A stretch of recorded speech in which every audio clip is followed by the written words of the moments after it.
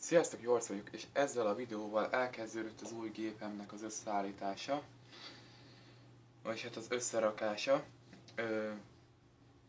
Legelőször egy videókártyát szereztem be, nem is egy gyenge típusút, 1 GB HD 7950-est, ugye látjátok 3 GB RAM-mal, és ezek DDR5-ösek.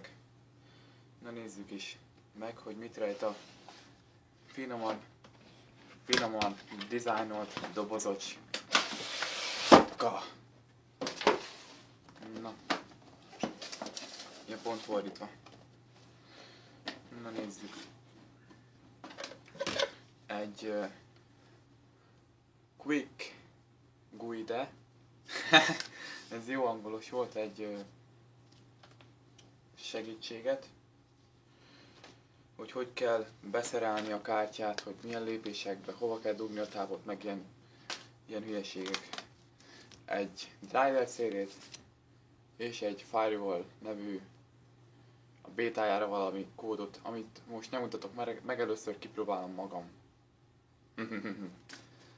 Na, és először a kábelekkel kezdem, ugye a leverhetetlen Crossfire kábel, amit szerintem egyszer használni is fogok, mert még egy ilyet be akarok majd a messzi jövőbe szerezni. Ugye egy Crossfire kábel, akkor egy két darab tápkábel, PCI átalakító, és most jön a legjobb része a dolognak. Na, itt akarom előttetek. Wow! Na, itt is lenne ez a kis szép kis videókártya. Hát így most megmutatom, körbeforgatom. Sokat nem tudok mutatni, mert ugye erről elmondtam már, hogy 3 gigás DDR5-ös RAM, és így nagyjából ennyi. Ja. Hát 3 hűtő. Na, erről így ennyi, és még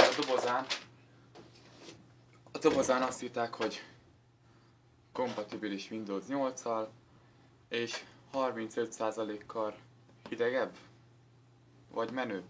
Ez nem mindegy. Ja. Szerintem ennyi lett volna ez a kis videó. Ja, és még egyszerre 4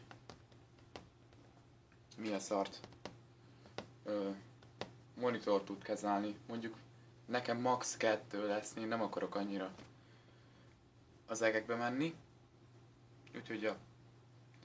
Röviden ennyit akartam erről ja, és még a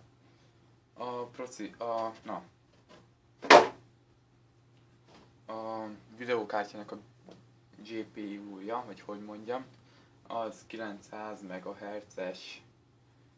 Ja. Most éppen pörgettem, mert az olyan jó pörgetni, na mindegy. Hogy játék hülye gyerekeknek. Na, szerintem ennyi lett volna ez a videó.